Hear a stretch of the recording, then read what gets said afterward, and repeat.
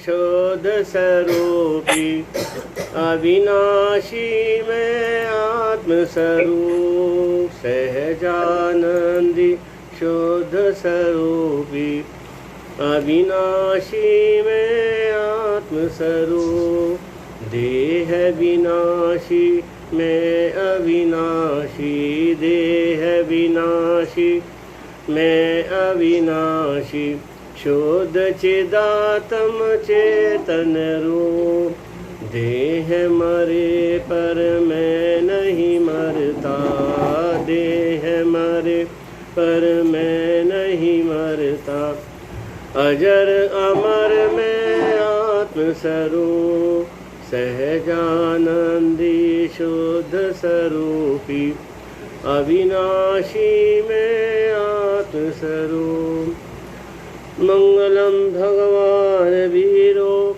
मंगलम गौतमो गणी मंगलम कुंद कुंदाद्यो जैन धर्मोस्तु मंगलम सर्वमंगल मांगल्यम सर्वकल्याणकारकम प्रधानां सर्वधर्माणां जैनम जयतु शासनम जैनम जयतु शासनम।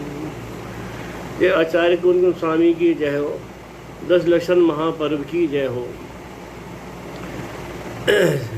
सभी अपने कैमरे खोल लीजिए प्लीज। वो दे दो छोटू का, रिकॉर्डिंग के लिए भेज देगी इसको। आज उत्तम 10 लक्षण पर्व का उत्तम ब्रह्मचर्य दिवस है। ब्रह्म मायने शुद्धात्मा, निज आत्मा, अपनी आत्मा में रमना, जमना, समा जाना, लीन हो जाना, इसका नाम है ब्रह्मचर्य। ये ब्रह्म मायने आत्मा और चर्या मायने उसमें लीन हो जाना, समा जाना, रमन करना, उसमें शुद्धोपयोग रूपी उसमें आत्मा में लीन हो जाना, इसका नाम है ब्रह्मचर्य। जैसा कि आचार्य कुंद स्वामी ने रेणसा ग्रंथ में अनगा धर्मामृत की जो टीका है उसमें कहा उन्होंने, परद्रव्यों से रहित शुद्ध बुद्ध अपनी आत्मा में जो चर्या है मतलब लीनता है उसे ब्रह्मचर्य कहते हैं। और व्रतों में सर्वश्रेष्ठ इस ब्रह्मचर्य व्रत का जो पालन करते हैं वह परम आतीन्द्रिय आनंद का अनुभव करते हैं। अब सभी व्रतों में ब्रह्मचर्य को सर्वश्रेष्ठ को कहा क्योंकि ब्रह्मचर्य की पूर्णता से ही मोक्ष की प्राप्ति होती है। इसी प्रकार का भाव भगवती आराधना में और पद्मनंदी पंचवैशंतिका में भी प्रकट किया आचार्यों ने। यद्यपि निज आत्मा में लीनता ही ब्रह्मचर्य है, लेकिन जब तक हम अपनी आत्मा को जानेंगे नहीं, उसको मानेंगे नहीं, उसका हमको श्रद्धा नहीं होगा, तो कैसे हमें उस ब्रह्मचर्य में हम कैसे रमण करेंगे, कैसे अपनी आत्मा में रमण करेंगे। इसलिए कहा गया कि आत्मलीनता अर्थात सम्यक चारित्र रूप आत्मज्ञान आत्मश्रद्धान पूर्वक ही होता है। और ब्रह्मचर्य के लगा हुआ के शब्द के साथ जो लगा उत्तम है, जैसे प्रत्येक धर्म के साथ लगा हुआ है उत्तम जो है सम्यक दर्शन का सूचक है। तो अर्थात सम्यक दर्शन सम्यक ज्ञान सहित सम्यक अरे आवाज क्या आ रही है भाई, आवाज क्यों आ रही है। तो सम्यक दर्शन सम्यक ज्ञान सहित आत्मलीनता ही ब्रह्मचर्य है। इसी बात को आचार्य समदवत महाराज ने रत्नग्रंथ शावकाचार्य में क्या कहा कि समस्त विषयों में अनुराग छोड़कर ब्रह्म स्वरूप जो आत्मा मेरा ज्ञाय स्वभावी आत्मा है उसमें जो लीनता है, उसमें चर्या अर्थात उसमें जो लीनता होना ही, उसमें प्रवृत्ति करना ही, इसका नाम है ब्रह्मचर्य। हे ज्ञानी जीवों, क्या कह रहे हैं, उद्बोधन करें आचार्य समदवत महाराज। हे ज्ञानी जीवों, ये ब्रह्मचर्य व्रत बड़ा दुर्धर है। दुर्धर क्यों है? बहुत कठिन है, बहुत कठिन है।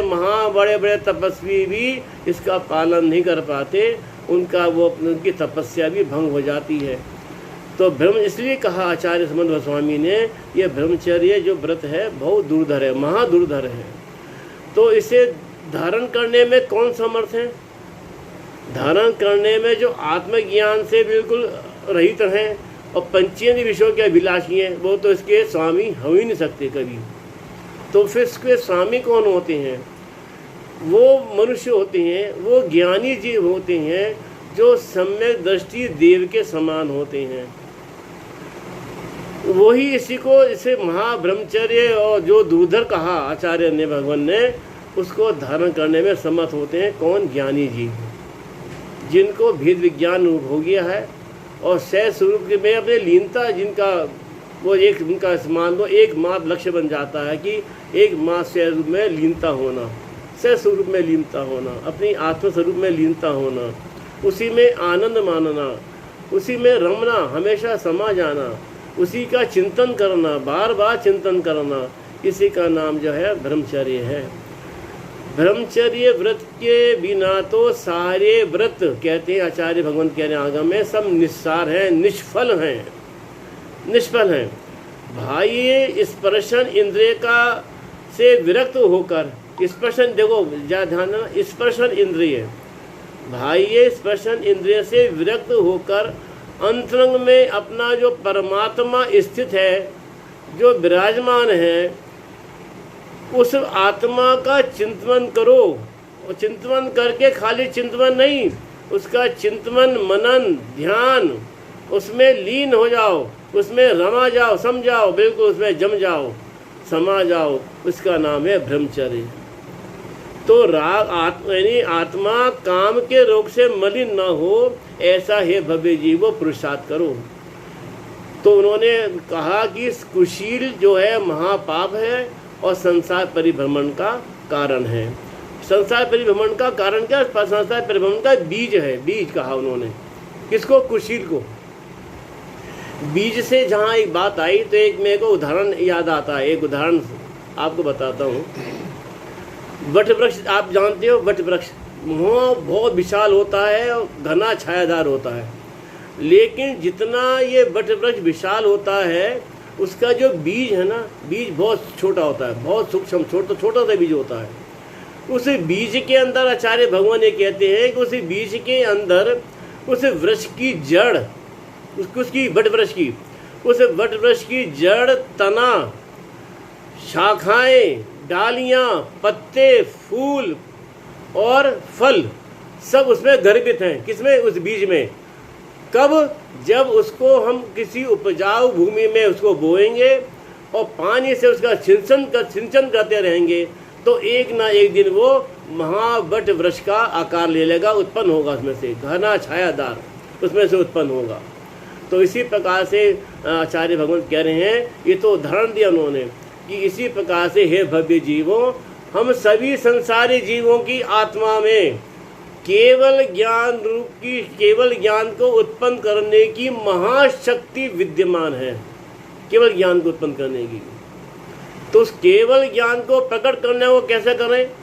उसको सम्यक ज्ञान रूपी जल से सींचते जाओ, सींचते जाओ, सींचते जाओ, अर्थात ज्ञानाभ्यास, तत्वाभ्यास, शास्त्राभ्यास, तत्व का चिंतन, मनन, ध्यान, आनंद, उसमें लीन हो जाना। तो क्या है? सम्यक ज्ञान रूपी जल से वो सींचोगे तो एक ना एक दिन आपकी आत्मा में वो केवल ज्ञान प्रकट हो जाएगा। केवल ज्ञान प्रकट हो जाएगा तो क्या हो जाएगा भैया? ब्रह्म की पूरी आप में जब ब्रह्म स्वरूप को प्राप्त हो जाएगा तो केवल ज्ञान प्रकट हो गया तो संसार से हमारी मुक्ति हो जाएगी, हमारे मोक्ष की प्राप्ति हमको हो जाएगी। उसकी जो अंतिम जो लक्ष्य है उसका जो फल मिलेगा केवल ज्ञान का, क्या मिलेगा? मोक्ष मिलेगा हमें। तो इसलिए अपने हे जीवों, इस ब्रह्म स्वरूप अपनी आत्मा में लीनता करो। अब यहाँ पे ये स्पष्ट एक बात और आती है। इस प्रकार से ये स्पष्ट हो गया कि निश्चय से तो अपने ज्ञानानंद स्वभावी निज आत्मा को ही जानना, मानना, उसमें जम जाना, रम जाना, लीन हो जाना ही इसका नाम है वास्तविक ब्रह्मचर्य। लेकिन आज बड़ा दुख की बात है कि आज जो ब्रह्मचर्य का जो स्वरूप या हम समझते हैं या ब्रह्मचर्य को जिस रूप में हम मानते हैं वो अत्यंत स्थूल है। मात्र स्पर्शन इंद्रिय के विषय सेवन के त्याग रूप व्यवहार ब्रह्मचर्य को ही ब्रह्मचर्य माना गया है, और स्पर्शन इंद्रिय की संपूर्ण विषयों के त्याग को नहीं। देखो, मैंने पहले भी कहा था, स्पर्शन इंद्रिय के अंदर संपूर्ण पांचों इंद्रियां गर्भित हैं स्पर्शन इंद्रिय कहने में। तो यहाँ पे कह रहे हैं कि आज की जो हमारी लोगों की हमें धारणा बन गई है ब्रह्मचर्य के बारे में कि स्पर्शन इंद्रिय के भी संपूर्ण विषय के त्याग की नहीं, मात्र एक क्रिया विशेष मैथुन के त्याग को ही ब्रह्मचर्य कहते हैं। और जबकि स्पर्शन इंद्रिय का भोग तो 8 प्रकार से आगम में बताया है। कौन कौन से विषय स्पर्श इंद्रिय के विषय 8 प्रकार कौन कौन से हैं? ठंडा, गरम, कड़ा, नरम, रूखा, चिकना और हल्का और भारी। इन 8 ही विषयों में आनंद की अनुभूति करना, ये क्या है? ये अपने आत्मा में लीनता से हटना है, पंचेंद्रिय विषयों को भोगना है। ये जैसे गर्मियों के दिनों में कूलर एसी का प्रयोग होना, सर्दियों में हीटर का आनंद मानना, ये क्या है? स्पर्श इंद्रिय का भोग है। इसी प्रकार डनलप के नरम गद्दों पे और कठोर आसन के प्रयोग में आनंद का अनुभव करना, रूखे, चिकने, हल्के, भारी स्पर्शों में सुखानुभूति करना, ये सब क्या है? ये स्पर्श इंद्रिय के विषय हैं। पर अपने को ब्रह्मचारी जो मानने वाले हैं ना आज, उन्होंने कभी इस बात पे ध्यान दिया ही नहीं। वो इन सब पंचेंद्रिय विषयों को भोगते जा रहे हैं, भोग रहे हैं इनको भी। मात्र एक क्रिया विशेष का भी त्याग को इन्होंने ब्रह्मचर्य मान लिया, अपने को ब्रह्मचारी मान लिया हमने, जबकि वो बाकी सभी इंद्रियों के भोग को खूब भोग रहे हैं। तो भैया ऐसा ये स्वरूप आज का ब्रह्मचर्य का नहीं है। यदि आत्मलीनता का नाम ब्रह्मचर्य है तो क्या स्पर्शन इंद्रिय के विषय ही आत्मलीनता में बाधक है क्या? नहीं भैया, ऐसा नहीं है। जब तक पांचों इंद्रियों के विषयों में प्रवृत्ति नहीं रुकेगी, पांचों इंद्रिय के विषय को भोगों में हमारी प्रवृत्ति नहीं रुकेगी, तब तक आत्मस्वरूप में लीनता हो ही सकती कभी।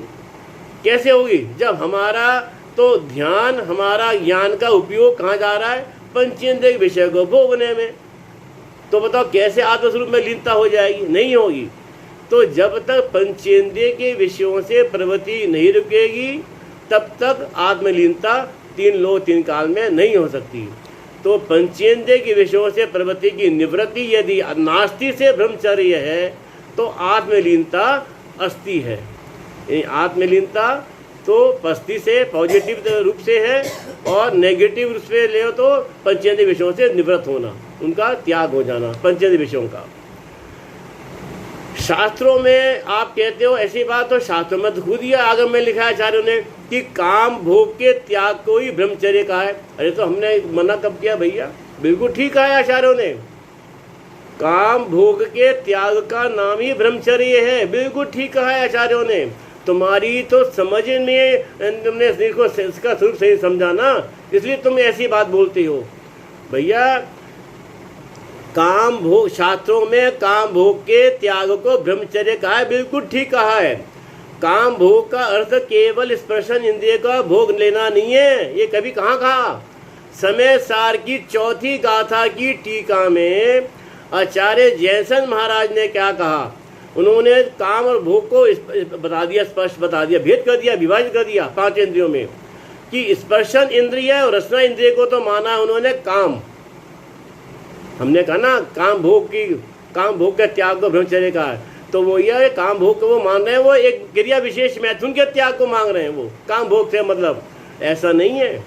तो काम के अंदर उन्होंने स्पष्ट कर दिया आचार्य जैसे महाराज ने कि स्पर्शन इंद्रिय और रसना इंद्रिय के त्याग को कहा गया काम, मतलब विषय को माना है काम, और घ्राण, चक्षु और कर्ण इंद्रिय के विषय को माना है भोग। अब बताओ अब कौन सी इंद्रिय बाकी रह गई?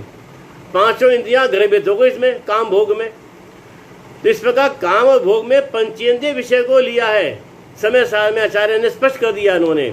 लेकिन हम इसकी परिभाषा को जानते कहाँ हैं?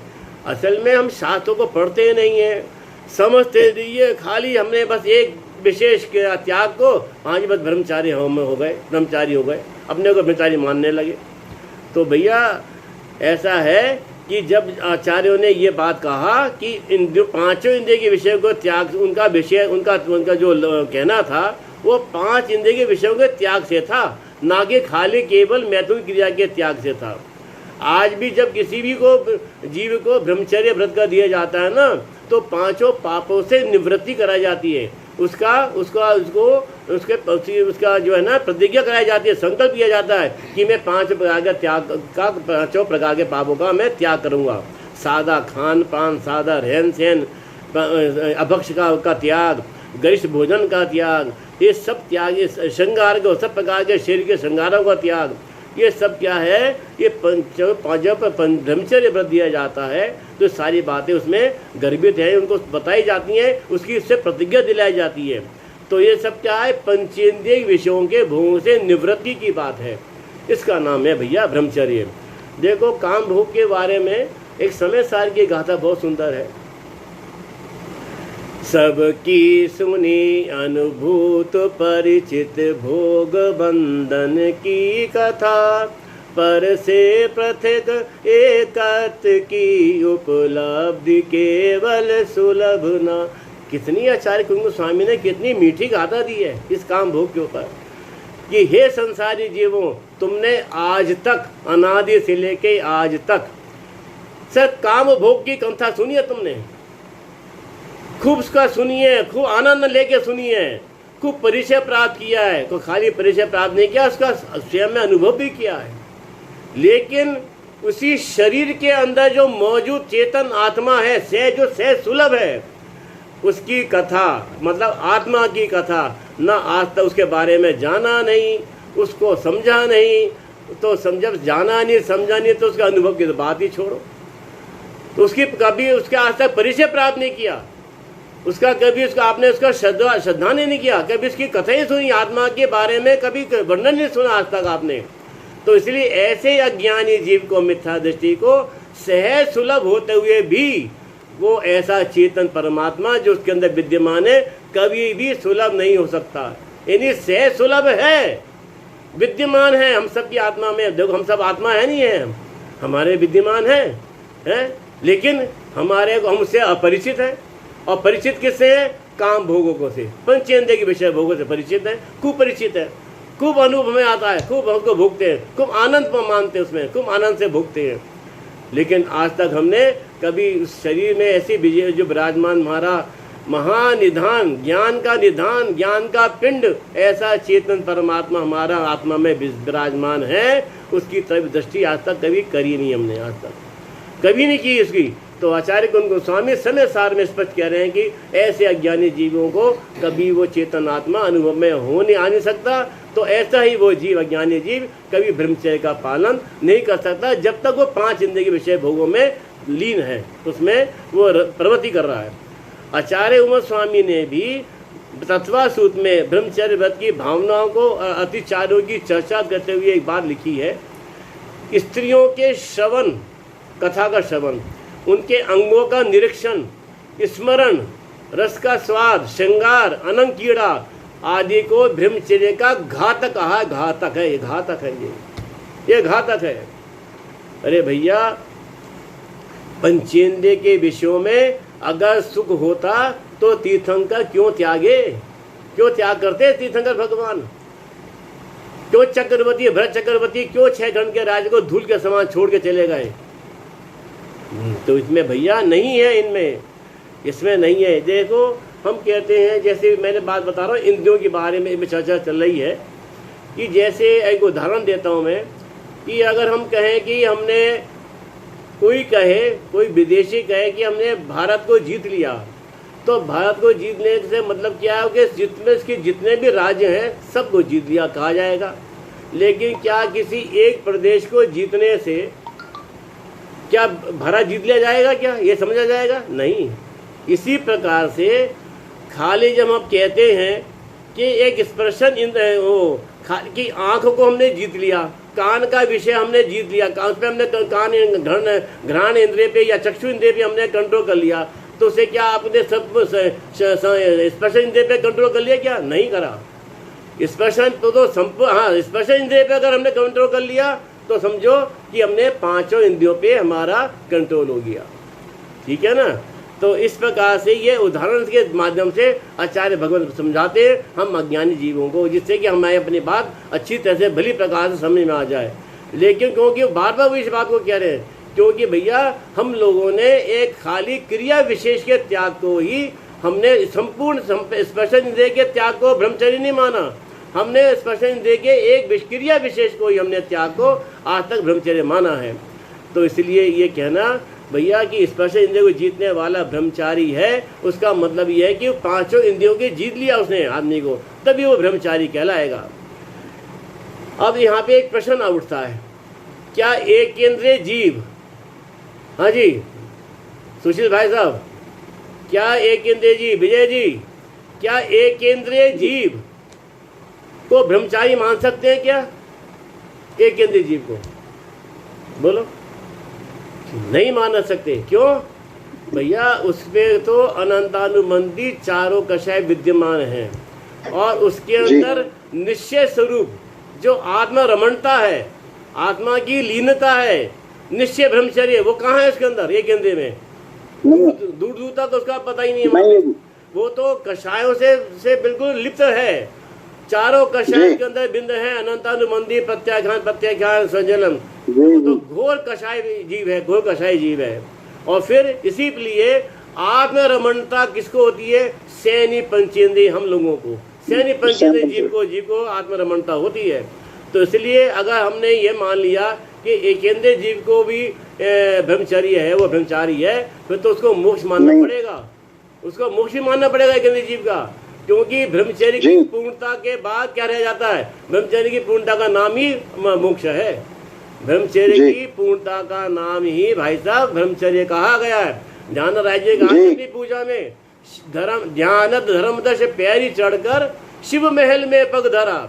यानी ध्यान राय जी क्या कह रहे हैं कि 10 धर्म रूपी सीढ़ियों पे चढ़कर हम जो है कहाँ पहुंचते हैं? शिव रूपी महल में, यानी मोक्ष रूपी महल में पहुंच जाते हैं। और 10 धर्म की सीढ़ियों में आखिरी सीढ़ी का नाम क्या है भैया संदीप जी? ब्रह्मचर्य। ब्रह्मचर्य है, ब्रह्मचर्य है। तो इसलिए ब्रह्मचर्य की पूर्णता होने पर ही मोक्ष की प्राप्ति होती है, ये कहना है आचार्य का आशय ये है।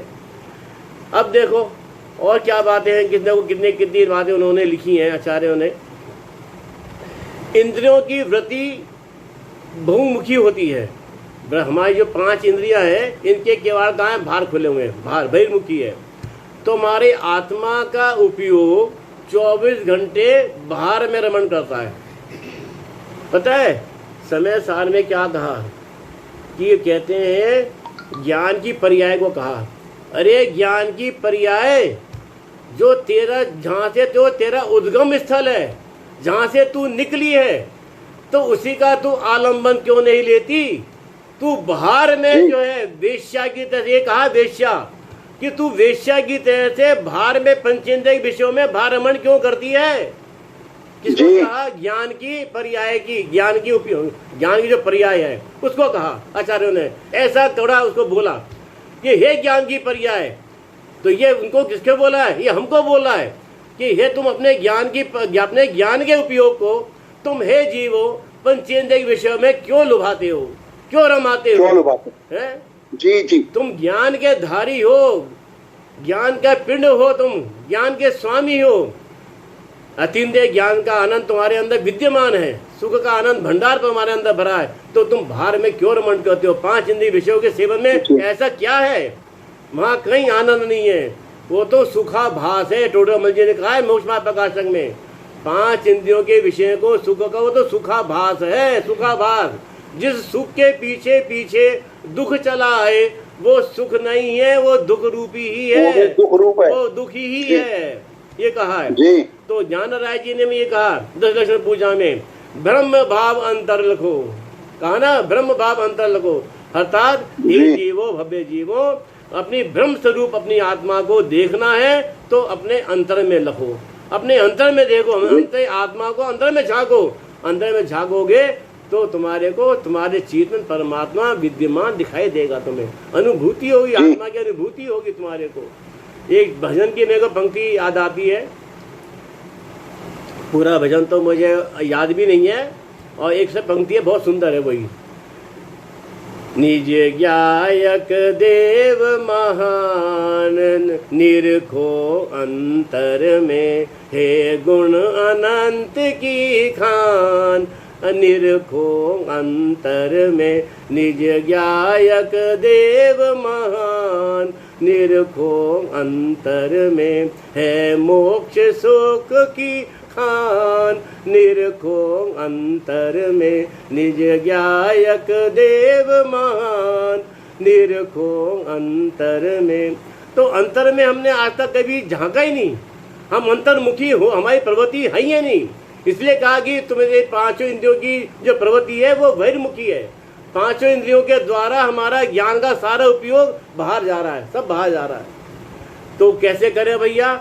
जैसे वो था ना रानी की झांसी का घोड़ा, और जो वो कौन सा आ गया था, नाला आ गया था ना, क्या था वो, क्या मैं भूल रहा हूँ। तो वो जैसे वो नाला आया तो वो इतना हवा से भी तेज दौड़ता था उसका घोड़ा, रानी की झांसी का घोड़ा। तो जैसे वो नाला आया तो सारा उसका जो शक्ति थी, सारी शक्ति थी उसके सारे आगे के पैरों में केंद्रित हो गई, सेंट्रलाइज हो गई, और बिल्कुल एकदम जड़ हो गया, एकदम ब्रेक लग गया उसके। इतने तेजी से भागता, हवा से भी तेज भागता था वो। तो इसी प्रकार से आचार्य भगवान कह रहे हैं कि जो तुम्हारा 5 इंद्रिय के विषय भोग में जो तुम्हारी रमणता हो रही है, जो तुम्हारा जो ज्ञान का उपयोग भाग रहा है, जो उसमें दौड़ लगा रहा है, उसको अपने वहां से समेटो और अपने अंतर्मुखी होके वो सारा 5 इंद्रियों के जो उपयोग में तुम्हारा ज्ञान जा रहा है, तो उसको ज्ञान को वहां से समेट कर और सेंट्रलाइज करो, केंद्रित करो कहाँ पे? अपनी चेतन आत्मा में। तो देखो भैया, परम आनंद स्वरूप, ज्ञान आनंद स्वरूप, सुख स्वरूप, महा अतीन्द्रिय आनंद देने वाला, ऐसा शाश्वत सुख को प्राप्त कराने वाला वो चेतन आत्मा तुम्हें विराजमान दिखाई देगा। लेकिन हम अंतर्मुखी हो तो सही, उसका पुरुषार्थ तो करें। ध्यान में बैठते 2 मिनट बस, जो है घंटियां बजने लगती हैं, मोबाइल की घंटियां बजने लगती हैं, क्यों रजनी जी?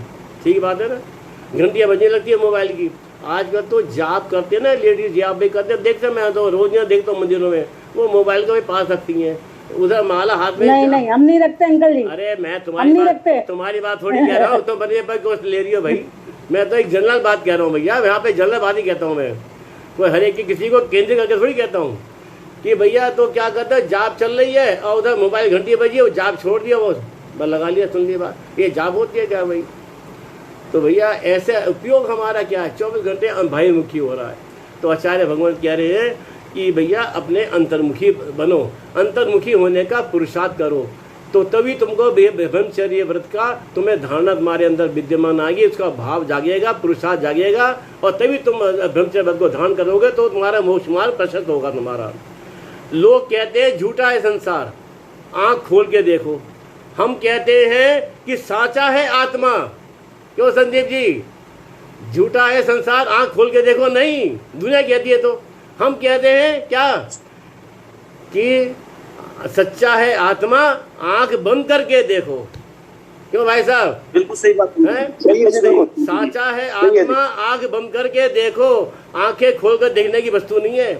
आत्मा को कभी चक्षु इंद्रिय से नहीं देखा जा सकता, कभी भी इसको स्पर्श इंद्रिय से जाना नहीं जा सकता। वो तो माया से संवेदन रूप गम्य है, अतीन्द्रिय आनंद है, अतीन्द्रिय आनंद। हाँ, अतीन्द्रिय आनंद, 5 इंद्रियों के द्वारा वो आत्मा जाना नहीं जा सकता भाई।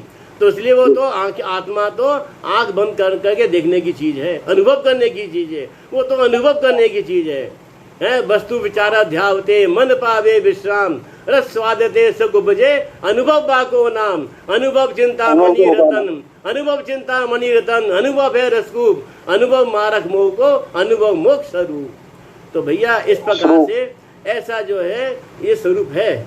लेकिन क्या करें भैया, आजकल हमारे जीवों की जो प्रवृत्ति है ना, हमारी जो है 5 इंद्रिय विषय के भोगों में इतना हमारा संस्कार ऐसा बैठा हुआ है कि जड़ इसमें मतलब हमारे अंदर में श्रद्धा में ऐसा जम गया है बिल्कुल कि ये मान रखा हमने कि 5 इंद्रिय विषय में के भोगों में ही सुख है, उसी में सुख है, और उसी के सारा हमारा पुरुषार्थ उसी में चल रहा है। अब देखो, गुणस्थान की अपेक्षा से पंचम गुणस्थान बद्धी जो शावक होता है ना, उसके 2 कषाय का भाव हो गया, अनंतानुबंधी और अप्रत्याख्यान।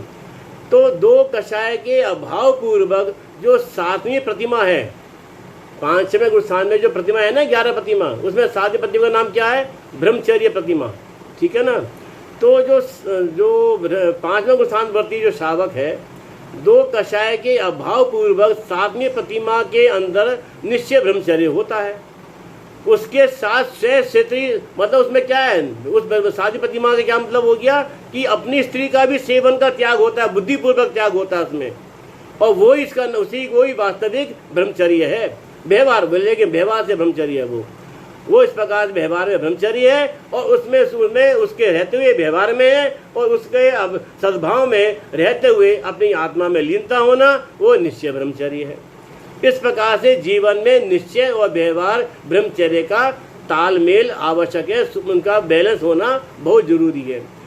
अब देखो पूजन कार में इसी बात को कितना सुंदर लिखा है ज्ञान राय जी ने।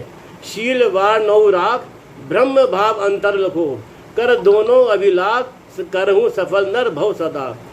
तो उन्होंने ध्यान राय ने कितनी सुंदर बात, आगम की बात कह दी अपनी पूजा के माध्यम से कि हे भव्य जीवो, अपने शील की रक्षा, अपने शील गुण की रक्षा 9 बार पूर्वक करो, 9 बार को लगा के,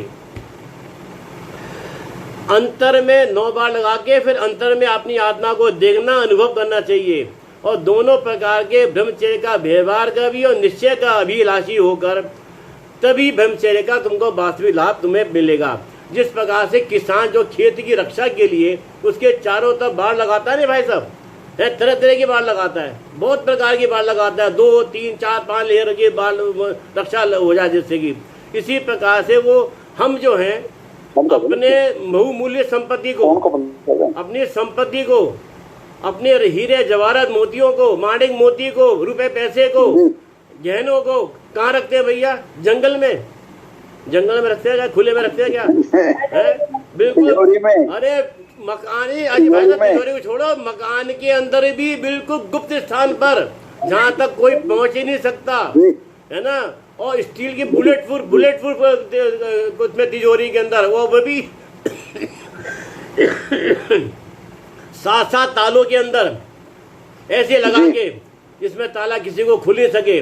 नंबरिंग होती है आजकल, कोडिंग होती है आजकल, तो तब जाके वो खुलते हैं। ऐसे हम अपने किसकी जड़ वैभव की रक्षा करते हैं, बताओ, जड़ वैभव की। लेकिन आज तक जो शाश्वत रतन है, रत्नत्र है, उसकी रक्षा की हमने कभी आज तक?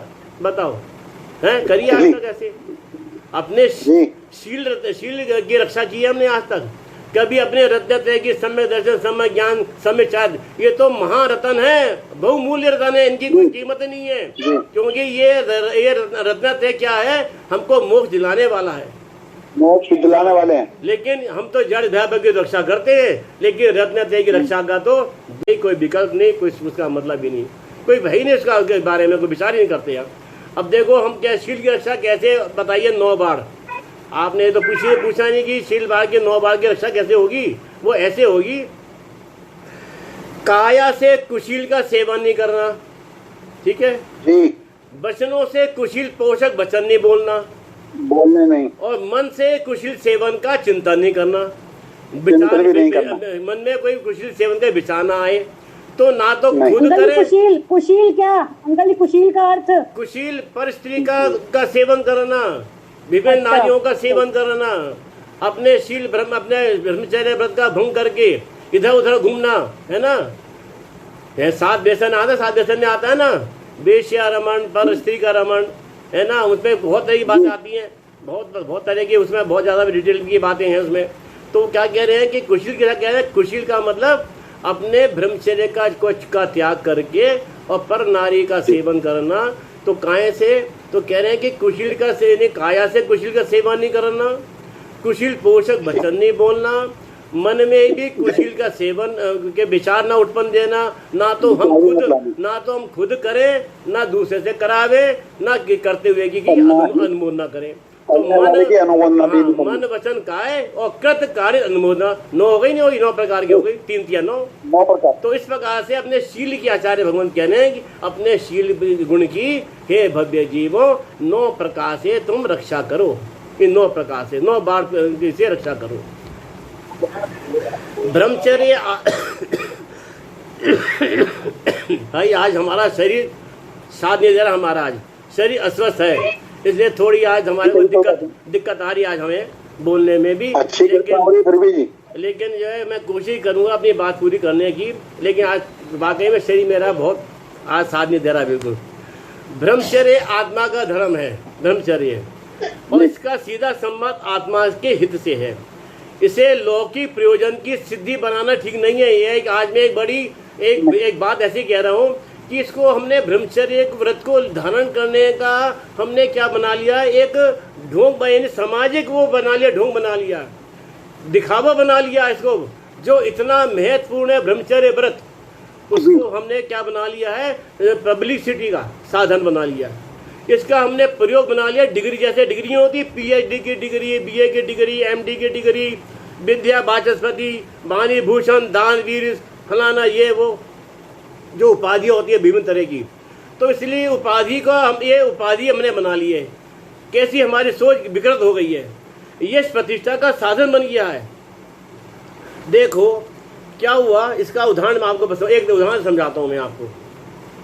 आज तो स्त्री का त्याग करने के लिए, यानी ब्रह्मचर्य का व्रत लेने के लिए बैंड बाजा निकलता है, जुलूस निकलता है, हाथी चाहिए, बैंड बाजे चाहिए, और यानी स्त्री त्याग को भी बैंड बाजे चाहिए, और जब स्त्री को बिहाने जाता है तब भी बैंड बाजे चाहिए। देखो यह कैसे पुरुष की मानसिकता हो गई है कि जब शादी करने जाता है तो तब भी बैंड बाजे से जाता है ना, घोड़ी पे चढ़कर और धूमधाम से, और जब स्त्री का त्याग करना है, ब्रह्मचर्य बदल लेना है, तो भी बैंड बाजे चाहिए इसको, रथ में बैठ के जाएगा आलिशान से। तो क्या हुआ, क्या हो गया बताओ, दुनिया को क्या हो गया है। एक व्यक्ति, भीड़ भाड़ बहुत जगह खूब हो रही थी, मतलब असल में बताऊं आपको, आज बाद में आएगी बात, कि पंचकलानक हो रहे थे एक जगह। तो अपने श्रद्धेय गुरु के पास गया वो, जो उसके गुरु थे, और कहा भगवान महाराज मुझे ब्रह्मचर्य व्रत दिला दीजिए। तो उन्होंने मन उससे पूछा होगा, बातचीत करी होगी, तो लगा कि अभी तो नहीं है, इसके अभी स्थिति नहीं है। तो फिर वो उन्होंने मना कर दिया देने से, ब्रह्मचर्य व्रत देने से मना कर दिया। फिर वो किसी जो उनके साथ कनेक्टेड था, उनके खासम खाते विद्वान थे, उनके पास पहुंचा सिफारिश करने के लिए। एक तो पंचकलानक हो रहे थे, उसको एक व्यक्ति को लेना था ब्रह्मचर्य, वो गया अपने गुरु के पास, उन्होंने मना कर दिया। देख बातचीत कभी पता लगे होगा अभी इसके अभी योग्य नहीं है, समर्थ नहीं है अभी। तो वो किसी जो उनके पास जुड़े थे, विद्वान जो जुड़े थे, उनके पास गया सिफारिश करने के लिए कि मुझे ब्रह्मचर्य व्रत दिला दीजिए महाराज जी से, और मेरे को ब्रह्मचर्य व्रत लेना है। तो बोले कि उन्होंने कहा क्या कहा उन्होंने मना कर दिया। तो बोले भैया अगर वो गुरुदेव अगर तुम ब्रह्मचर्य तुमको व्रत देना नहीं चाहते तो मत लो, वो कुछ सोच समझ के उन्होंने मना किया होगा। तो बोला उसने बहुत उनका रिक्वेस्ट करी, बहुत आग्रह किया, उनके पीछे पड़ गया। तो उसने कहा भैया, झुंझला के कहा विद्वान ने, भैया मेरी समझ में नहीं आता कि तुम्हें इतनी परेशानी क्यों हो रही है। अगर भले ही तुम्हें गुरुदेव ने तुमको ब्रह्मचर्य व्रत देने से मना कर दिया है ना, तो तुम ब्रह्मचर्य का पालन करो, इसमें क्या दिक्कत है तुम्हें इस ब्रह्मचर्य को पालन करने में कौन रोक रहा है? तुम्हें कोई रोक तो सकता ही नहीं है, तुम ले लो, तुम अपने ब्रह्मचर्य व्रत का पालन करो, और जब वो गुरु दे देंगे तो वो व्रत के रूप में तुम धारण कर लेना। तो उसे संतोष जी बात सुनकर बोला नहीं अभी तो रहने, अभी तो उसने कहा, विद्वान ने कहा भैया इसलिए अभी तुम रहने दो, अभी 6 महीने के बाद तुम पहले इसका अभ्यास करो। वो समझ गया वो कि गुरु जी ने कहा, देखा होगा कि अभी ये कमज़ोर है अभी, तो अभी 6 महीने का अभ्यास करो पूरा, तब तुम हम मेरी गारंटी है मैं तुम्हें ब्रह्मचर्य दिला दूंगा, जल्दी क्या है। बोला महाराज इतना फिर बढ़िया मौका कहाँ मिलेगा इस ब्रह्मचर्य व्रत को लेने का। बोले क्या मतलब, अरे पंचकलानक हो रहे हैं, बताओ इतने बड़े शानदार पंचकलानक हो रहे। तो बोले पंचकलानक से तेरा ब्रह्मचर्य का क्या लेना देना। भैया क्या है कि उसे ब्रह्मचर्य चाहिए या 50,000 की भीड़ चाहिए, 50,000 की भीड़ में ब्रह्मचर्य चाहिए, मतलब जिससे कि उसका नाम हो, उसका सम्मान हो, उसको ब्रह्मचर्य की डिग्री मिले 50,000 आदमी के बीच में, तो सब दुनिया उसका सम्मान करे, उसकी पूजा करे। तो ये हालत आज के संसारी जीव की हो गई है, मतलब धर्म के क्षेत्र में कैसा हो गया है। अब देखो आखिर में एक पॉइंट आ रहा है, पूजा में एक लाइन आती है, संसार में विष बैल नारी तजी गए योगीश्वरा। अब बताओ, अब इसको सुनकर नारियां शास्त्र सब सारी वो जो है नाराज होती हैं कि बताओ क्या लिख दिया है कबीरराज ने कि नारियों को विषवैल बता दिया। तो फिर एक जो है तो कहा भैया ऐसा है कि पुरुष प्रधान समाज है ना, पुरुषों के द्वारा लिखी गई है तो इसलिए लिखा। तो फिर वो नारियां बोली तो हम भी लिख दें फिर कि संसार में विष वृक्ष नर सब तजी गई योगीश्वरी, तो फिर एक नारियां ही लिख दें। तो भैया भाव तो उन्होंने समझा नहीं है। तो असल में भाव क्या है, कोई नारी विष की बैल की नहीं है भैया। नारी निंदा ना करो, नारी नर की खान, नारी से ही नर उपजे जैसे तीर्थंकर भगवान। तो नारी की तो जो है बहुत सम्मान है हमारे जैन समाज में भैया। हमारे तो जैन धर्म ने जितना सम्मान नारी को दिया है उतना दिया नहीं किसी अन्य धर्म में। मैंने कहा ना कि नारी निंदा ना करो, नारी नर की खान, नारी से नर उपजे जैसे तीर्थंकर भगवान। तीर्थंकर भगवान को पैदा करने वाली कौन, नारी ही तो है। भक्तामय स्रोत में कितने मांगदू स्वामी ने नारी को कितना इज्जत दी, सम्मान दिया है। तो भैया यहाँ पे हमने भाव समझा नहीं है। विष वैल का मतलब यहाँ पर है वासना से है, काम वासना से। वो तो प्रतीक है। जैसे क्रोध को ये कहा जाता है कि पांचों यानी चारों कषाय का नाम नहीं लिया जाता कि क्रोध आदि कषायों का त्याग करना ही जो है अब धर्म है ना। चार कषायों को त्याग करना तो क्रोध का नाम लिया, तो क्रोध प्रतीक है कषायों का। ऐसी नारी को एक प्रतीक कह दिया उन्होंने कि नारी तो नारी चाहे नारी हो चाहे नर हो, यानी इसका नारी यहाँ शब्द क्या मतलब देखो क्या है। नारी शब्द का आशय तो यह है कि नर के हृदय में नारी के लक्ष्य से होने वाला भोग का भाव। इसी प्रकार से नारी के हृदय में नर के लक्ष्य से होने वाला भोग के भाव, इसका नाम है विषरूपी बैल। स्पष्ट कर दिया ना, कितना सुंदर बता दिया। संदीप जी बोलो। नई नारी नर के हृदय में नारी के लक्ष्य से उत्पन्न होने वाला भोग के भाव होना। इसी प्रकार से नारी के हृदय में नर के लक्ष्य से उत्पन्न होने वाले भोग के भाव, इसका नाम है विष बैल। ये है विष की बैल, ठीक है ना। भाव हमारे अंदर जो भोग का भागने का, जो भोग को भोगने का भाव, काम भोग को भोगने का भाव आता है, वो है विष का बैल। तो इसलिए जो है नारी इस यहाँ पे या इसका अर्थ बिल्कुल ऐसे लेना चाहिए कि संसार में विष बैल नारी तजी गए योगीश्वर का मतलब ये है कि हे जीवो भव्य जीवों में सब आ गए, स्त्री आ गए, पुरुष आ सब आ गए, ठीक है। आत्मा का कोई लिंग नहीं होता, आत्मा तो अलिंगी है, अलिंग ग्रहण किसी इंद्रियों के द्वारा ना तो ग्रहण होता है वो आत्मा का, आत्मा कोई लिंग होता ही नहीं है। तो जब कह दिया आचार्य कहते हैं हे भव्य जीवो, तो भव्य जीवों में स्त्री पुरुष सभी आ गए। तो अपने तुम्हारे अंदर जो काम वासना जो है उस वासना का त्याग करो, अपने शील धर्म की रक्षा करो और शील व्रत का पालन करते हुए और ऐसे उत्तम महाब्रह्मचर्य व्रत का को धारण करो भाई, तो तुम्हें मोक्ष की प्राप्ति होगी। ये आचार्य भगवान की भावना है। तो आज का जो ब्रह्मचर्य का हमने आज जो वर्णन किया, जितना मैं सामर्थ थी मैंने आज अपनी थोड़ा बहुत से बहुत छोटा सा बहुत, मैं तो समुद्र की बूंद के बराबर भी मेरे अंदर कुछ ज्ञान की बात नहीं है। वो तो सिर्फ आपको लोगों को साधर्मी भाइयों को समझाने का भाव आता है मुझे, तो मैं समझा देता हूँ। तो मेरे अंदर जो भी टूटा फूटा या जैसा भी थोड़ा बहुत ज्ञान है ना, तो बस वो आपको उसके हिसाब से मैं आपको समझा देता हूँ। तो इसलिए कहा कि ब्रह्मचर्य अथवा आत्मरमणता साक्षात धर्म है, सर्वोत्कृष्ट धर्म है। सभी आत्माएं ब्रह्म के शुद्ध स्वरूप को समझ कर, जान कर, पहचान कर उसमें जम जाएं, रम जाएं, लीन हो जाएं और इसी भावना के साथ हम सभी जीव सुख को प्राप्त करें। इसी का नाम जो इसी भाव के साथ मैं अपनी वाणी को विराम देता हूँ। अंकल जी हाँ बोलो जयमाला रह गई। अच्छा हाँ अंकल जी जयमाला रह गई। अच्छा नहीं करो सुनो अंकल जी। हाँ बोलो अंकल जी जन्मदिन की हार्दिक शुभकामनाएं। है क्या कह रही हो? जन्मदिन की हार्दिक शुभकामनाएं। जन्म तो आत्मा का कोई होता ही नहीं है भैया, जन्म तो क्या आत्मा का होता है, कोई जन्म नहीं होता। फिर भी कोई बात नहीं, फिर भी आपके भावना का तो था ना, आपके भावना का साधुवाद है, ठीक है। आपका जो आपने को याद रहा आज का ये दिन।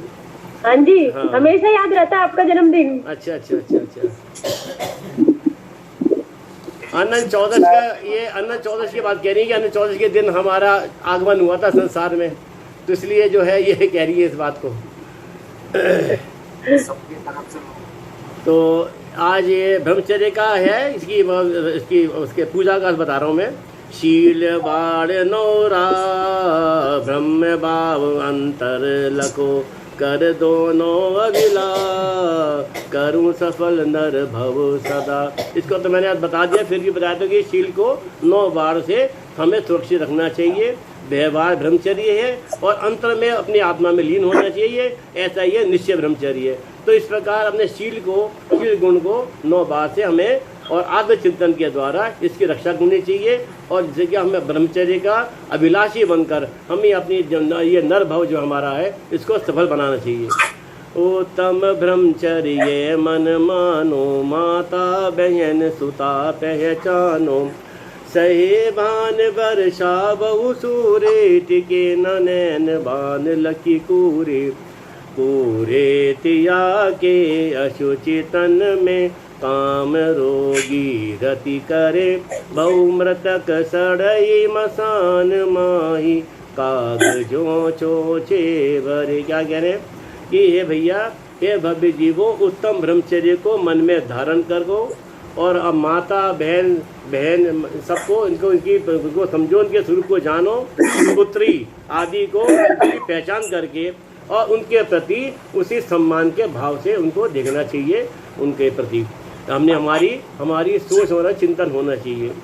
ये जीव रणभूमि में यह ना सही बाण बहुशा भूसूरे, जिस प्रकार से रणभूमि में जो योद्धा होते हैं वो बाणों की वर्षा को सहन कर लेते हैं। बाणों की वर्षा होती है ना शत्रु पक्ष के द्वारा, तो उसकी सहन करते हैं।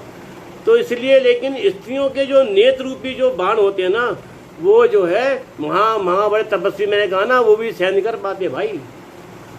तो इसलिए कोई आप लोग बुरा मत मानो ना, ये जो पूजा में लिखा है उसका अर्थ बता रहा हूँ मैं तो, कि जो है कि जिस प्रकार से रणभूमि में युद्ध बड़े बड़े योद्धा जो द्वारा वो तो बाणों को सह लेते हैं, लेकिन स्त्रियों के कूर्म जो नेत्र रूपी होते हैं, कटाक्ष रूपी जो नेत्र होते हैं, तो वो कोई भी जीव को सहन नहीं कर पाता। यहाँ तक कि महातपस्वी भी हमारे अपनी तपस्या भंग कर देते हैं। तो ऐसे काम रोग से पीड़ित स्त्री के अपवित्र शरीर से जो प्रेम करता है, वो तो शमशान में जैसे मान लो मरा हुआ कोई वो पड़ा हुआ हो, कोई पक्षी मरा हुआ हो और उसको कौवा जो है चोंच मार मार के उसको नोच के खाता है उसको, वो तो इसके समान है जो ऐसा करता है जो जीव। तो कह रहे संसार में स्त्री जो स्त्री वेश बेल कहते हैं, वो तो मैंने बता दिया आपको। तो संसार में विष बैल नारी तजे गए जोगीश्वर ध्यान धर्म 10 पैर चढ़कर शिव महल में पग धरा। तो मुनिराज कह रहे हैं कि मुनिराज ने तो देखो वो तो महा उत्तम ब्रह्मचर्य के धनी है, भावलिंगी मुनिराज, और तभी उनको 13वें गुणस्थान, उनको 12वें गुणस्थान में जाकर उनके जो बाकी जो 3 जो रह जाते हैं घातीय कर्म, मोहनी कर्म तो हो जाता है 10वें गुणस्थान में उनका 6 हो जाता है, बाकी 3 घातीय कर्म का ज्ञानावर्ण दशनावरणी अंतराय का 12वें गुणस्थान के अंदर दूसरे शुक्ल ध्यान के द्वारा उनका नाश होकर वो 13वें गुणस्थान प्रकट हो जाता है, केवल ज्ञान की प्राप्ति हो जाती है, अर्थात उनको फिर मोक्ष की प्राप्ति तो होगी ही होगी। तो इसलिए जो ये धर्म की 10 सीढ़ियाँ हैं, क्षमा मार्दव आर्जव सत्य शौच संयम तप त्याग आकिंचन ब्रह्मचर्य, जो हमने 10 दिन में जो 10 धर्मों का स्वरूप सुना है, हमने जो उसका भाव ग्रहण किया है, यदि मेरी ऐसी आशा है आप सभी से कि मेरी भावना भी है और मेरी आशा कि हमारा बताना और आपका सुनना सार्थक हो जाएगा कि हम कुछ भी अपनी कषायों का मन कर सकें, हम अपनी जो हमारे अंदर 5 इंद्रिय विषय भोगों से कुछ विरक्त हो सकें और इन 10 धर्मों को आंशिक रूप से भी अगर उनका पालन कर लेंगे तो हमारा ये मनुष्य जीवन, वर्तमान का मनुष्य जीवन सफल हो जाएगा और हमारा मोक्ष मार्ग प्रशस्त हो जाएगा। हम भी मोक्ष के अधिकारी होंगे, हमें भी मोक्ष की प्राप्ति होगी, हम भी स्थित भगवान की बस्ती में जाके उनके निकट जाके बैठेंगे। बोलते हैं ना मन पूजा में भगवान आदिनाथ के लिए हैं अल्प क्या बोलते हैं, अल्प वो लघुनंदन में आपका हूँ प्रभुता संपन्न, अल्प काल में आपके तिष्ठूंगा आसन। जय आदिनाथ भगवान की जय, जय 10 लक्षण धर्म की जय हो, महापर्व की जय हो। अच्छा भैया, कल जो है आज बासुज भगवान का भी मोक्ष कल्याण सा आप लोगों ने मनाया होगा, तो कल का विषय बासुज भगवान के मोक्ष कल्याण का उनका जीवन चरित्र पढ़ेंगे कल, ठीक है। और परसों क्षमा वाणी का पे हमारा ये उद्बोधन होगा, ठीक है। इसी भावना के पवित्र भावना के साथ और जाप का मैं बता देता हूँ। ओम रीम उत्तम ब्रह्मचर्य धर्मांगनाय नमः। ओम रीम उत्तम ब्रह्मचर्य धर्मांगनाय नमः। ओम रीम उत्तम ब्रह्मचर्य धर्मांगनाय नमः। जय उत्तम ब्रह्मचर्य धर्म की जय। जय हो। सबको जय जिनेन्द्र, सबको जय जिनेन्द्र, सबको जय जय।